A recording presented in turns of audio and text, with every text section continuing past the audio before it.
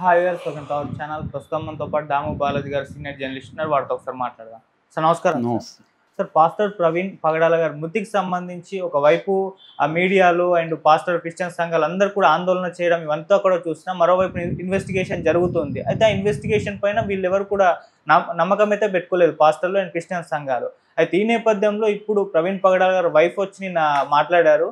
So అంటే investigation జరుగుతుంది, దానికి సహకరించండి, ఎటువంటి రాజకీయ కోణాల్లో దీన్ని చూడొద్దు, మీడియాను కూడా దీన్ని హైలైట్ చేయొద్దు అంటూ ఆమె మాట్లాడుతుంది. ఎందుకు ఇటువంటి ఆమె స్టేట్మెంట్ ఇచ్చింది అంటే, ఒకవైపు వాళ్ళ క్రిస్టియన్ సంఘాలే ఫైట్ చేస్తున్నాయి, మరోవైపు ఆమె ఇటువంటి స్టేట్మెంట్ ఇవ్వడం ఇది ఏ విధంగా చూడొచ్చు అంటారు సార్? ఎందుకంటే మామూలుగా ఇప్పుడు నిన్న ఆమె జెస్సిక అనుకుంటా ఆమె పేరు, ఆమె మాట్లాడారు.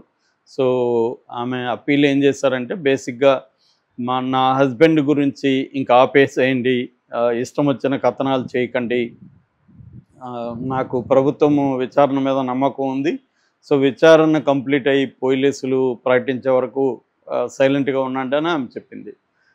కాకపోతే ఇక్కడ ఏంటంటే, మనం ఆమె పాయింట్ ఆఫ్ నుంచి అర్థం చేసుకోవాల్సింది, తన భర్త మీద రకరకాల వ్యాఖ్యానాలు, కామెంట్లు, హిందూ సంఘాలు వచ్చేసి అతని మీద, హిందూ సంఘాల ప్రతినిధులు కావచ్చు, లేకపోతే విడిగా ఉన్న కొంతమంది పాపులర్ యూట్యూబర్స్, హిందూ దీంట్లో మాట్లాడే వాళ్ళు కావచ్చు, వీళ్ళంతా వచ్చేందంటే ఇతని పర్సనాలిటీని దెబ్బతీసే విధంగా మాట్లాడుతున్నారు. ఈ యాక్సిడెంటా హత్య అనేది మాత్రమే మాట్లాడాలి. అది వదిలేసి యాక్సిడెంట్ అయితే దానికి కారణాలు ఇతను తాగాడు అనేది చెప్పచ్చు. ఇతను తాగడం కూడా, ఇప్పుడు యాక్సిడెంట్కి రకరకాల కారణాలు ఉంటాయి. తాగిన వాళ్ళే యాక్సిడెంట్ చేస్తారని ఏం లేదు, తాగకపోయినా కూడా యాక్సిడెంట్లు జరగచ్చు, దానికి రకరకాల కారణాలు ఉంటాయి. ఇక్కడ ఇతని దీంట్లో ఫస్ట్ తేలాల్సింది, ఇది యాక్సిడెంటా హత్య. యాక్సిడెంట్ అయితే కారణాలు ఏంటి అనే దగ్గర ఈ వీడియోలంతా పనికొస్తాయి. ఇప్పుడు వీడియోలన్నీ. హత్య అంటే మాత్రం కొత్తగా అతను ఎవరు హత్య చేశారు, హత్య అని చెప్పడానికి ఆధారాలు ఏంటి, ఇవి ఇప్పటి వరకు పెద్దగా ఎస్టాబ్లిష్ కాలేదు. ఇవన్నీ సర్కమ్స్టాన్షియల్ ఎవిడెన్స్లు అంటాం. ఆ ఫోటో ఒకటి తీశారు ఎల్బీ నగర్ సవేరా వైన్స్ దగ్గర అనేది ఒకటి, అది క్లియర్గా కూడా లేదు. దాంట్లో డౌట్ ఏంటంటే, లోపల ఒక వ్యక్తి, ఇతను లోపలికి వెళ్తున్నాడు ప్రవీణ్, ఒక వ్యక్తి బయటకు వచ్చాడు, బయటకు వచ్చి వెనక నుంచి తీశాడని. సరే తీసినాడు, సరే అతను లోపలే ఉన్నాడు కదా, ఆ విజువల్ ఎందుకు బయట రాలేదనేది ఒక పెద్ద మిస్టరీ. సో దాని తర్వాత అతను ఫోటో తీసింది క్లియర్గా లేదు. ఇవన్నీ ఏంటంటే, అదొకటే మనకి ఇతని ఎవరో ఫాలో అవుతున్నారని చెప్పడానికి అదొక ప్రత్యక్షంగా, అంటే సీసీటీవీలో ఉన్నది అదొకటే, అది కూడా క్లారిటీ లేదు. మిగతా అంతా కూడా సర్కమ్స్టాన్షియల్ ఎవిడెన్స్ అంటాం. అంటే ఇతను ఇలా పడతాడా, ఇన్నిసార్లు పడతాడా, కెమెరాల దగ్గరే పడతాడా, టోల్ గేట్లు ముందే పడతాడా, ఇవన్నీ ఒకటైతే అతను ఎందుకు ఇన్ని గంటలు, దాదాపు 11గా బయలుదేరి 11:40 అంటే దాదాపు 12 గంటల పైన మాస్కే ఇప్పలేదా, ఇప్పుడు అతను తాగడం తప్ప ఇంకెక్కడ భోంచేయలేదా, టిఫిన్ చేయలేదా, టీ తాగలేదా, దానికి ఆగలేదా, అక్కడ ఫుటేజీలు లేవా, ఇవన్నీ రకరకాలుగా ప్రశ్నలు వస్తున్నాయి. సో ఇప్పుడు ఏంటంటే, ఈ అతని మీద హత్య ఆత్మహత్య అనే చర్చ పక్కకి వెళ్ళిపోయి, అతను ఎలాంటి వాడు, అతను ఎంత దుర్మార్గుడు, హిందూ మతాన్ని ఎలా తిట్టాడు, ఈ విషయాలు ఎక్కువ వచ్చేస్తున్నాయి.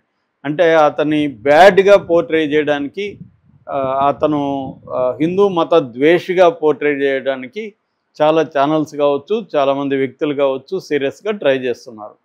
దీన్ని ఆమె ఆపమని చెప్పింది. ఇది హర్ట్ అయింది ఆమె.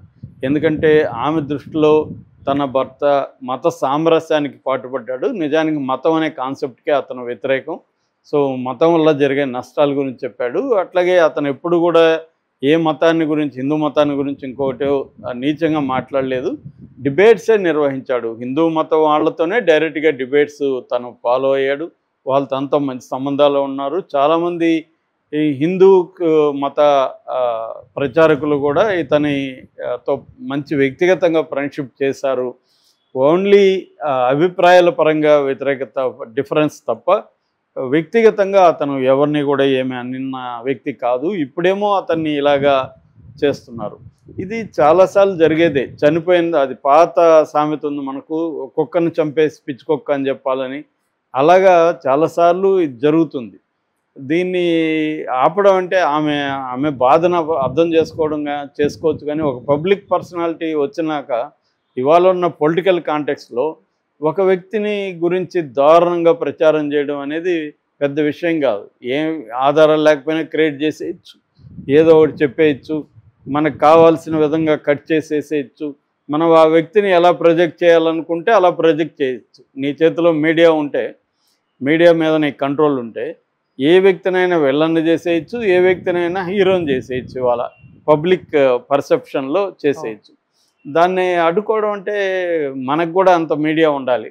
సో ఆమె ఆవేదన అర్థం చేసుకోవచ్చు, కానీ ఇవాళ ఉన్న కాంటెక్స్లో పబ్లిక్ ఫిగర్ అనే వాళ్ళకి, ఎవరికైనా పబ్లిక్ పర్సనాలిటీకి ఇవి తప్పవు. ఎవరినైనా వాళ్ళు మన ప్రత్యర్థులు అనుకునే వాళ్ళు, వాళ్ళకి నచ్చకపోతే మనం చేసేది మన మీద విష ప్రచారం మొదలు పెట్టచ్చు. తప్పులు, ఇతను చాలా దుర్మార్గుడనో, తాగుబోతని, అమ్మాయిలు పిచ్చుందని రకరకాలుగా చేయొచ్చు. సో ఇవాళ సమాజంలో ఇతని మీద ఇప్పుడు అతను ఎక్కడా కూడా హిందూ మతాన్ని తిడుతునో లేకపోతే ఇంకోటి చేసింది ఏం కనిపించలేదు. రెండోది, హిందూ మతాన్ని తిట్టేది ఇతనేమో ఒకవేళ తిట్టుంటే కూడా ఇతను మొదటివాడు కాదు, చివరివాడు కాదు. రెండు, మతాన్ని తిట్టకూడదు అనేది ఏముంది, తిట్టడం అంటే విమర్శించకూడదు అనేది ఏముంది. వ్యక్తుల్ని గాయపరచో భక్తుల్ని గాయపరచడం కరెక్ట్ కాదు. భక్తుల్ని ఎడ్యుకేట్ చేసే విధంగా మాట్లాడచ్చు. ప్రతి మతంలో కూడా మతం అంటేనే అందులో అనేక నిర్హేతుకమైన, హేతు విరుద్ధమైన విశ్వాసానికి సంబంధించి, ఫెయిత్కి సంబంధించిన అనేక అంశాలు ఉంటాయి. ఆ ఫెయిత్లో సైంటిఫిక్గా అన్నీ ఉండవు. సైంటిఫిక్ ఎస్టాబ్లిష్ మనం ఎక్స్పెక్ట్ చేయడమే రాంగ్. మతం అంటేనే సైన్స్కి ఆపోజిట్గా ఉంటుంది. సో సైన్స్ అంటే లాజిక్, రీజను ఇవన్నీ చూసి ఒక ప్రూఫ్, ఎవిడెన్స్ బేస్డ్ అంటారు. ఎవిడెన్స్ బేస్డ్ ట్రూత్ని ఎస్టాబ్లిష్ చేసే సైన్స్.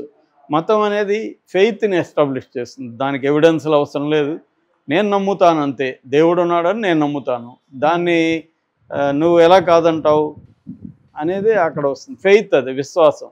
సో ఈ విశ్వాసాన్ని మనం ఎగతాళి చేయడం వల్ల వాళ్ళు హర్ట్ అవుతారు. విశ్వాసులు అనేవాళ్ళు ఎవరైనా హర్ట్ అవుతారు.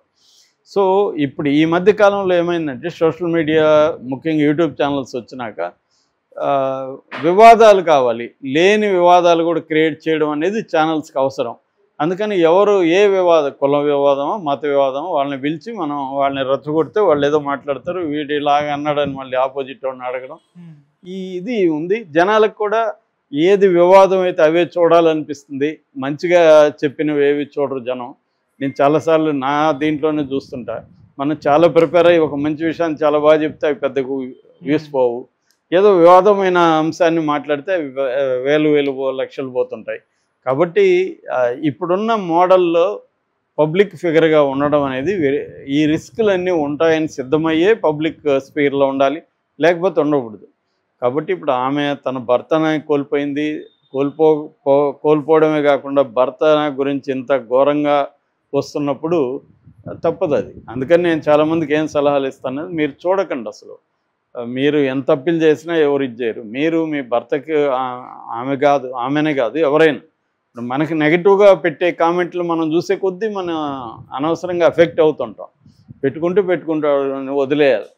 సో ఎందుకంటే ఇవాళ అత్యంత ఈజీ పని కామెంట్లు పెట్టడం, నెగిటివ్గా చెప్పడమే. వాళ్ళు మనమేం పాజిటివ్గా చేస్తున్నాం జీవితంలో అని ఎవడు ఇవాళ మాట్లాడు. ఎవరితోనో వ్యక్తులను కలిసినా కూడా ఎలాగైపోయిందంటే నెగిటివిటీ విపరీతంగా ఉంది. గంటలు నెగిటివ్గా మాట్లాడుతుంటారు. ఇతనేం చేశాడు పాజిటివ్గా అని అడిగితే అతని దగ్గర ఏముండదు.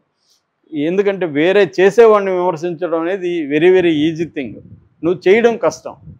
అట్లాగే చేసేవాళ్ళకి అది కాసే చెట్టుగా దెబ్బలు తగిలినట్టుగా చేసే మనిషి ఏదన్నా ఒక పని చేస్తే అతని మీద ఖచ్చితంగా రాళ్ళు పడుతూ ఉంటాయి. సో ఆమె ఆవేదన అర్థమవుతుంది, కానీ ఇది ఎస్కేప్ కాలేము దీని నుంచి. ఇతను కొంతమందికి హీరో అవుతాడు, కొంతమందికి విలన్ అవుతాడు. దాన్ని ఎవరు ఆపలేరు. రెండు కూడా జరుగుతాయి.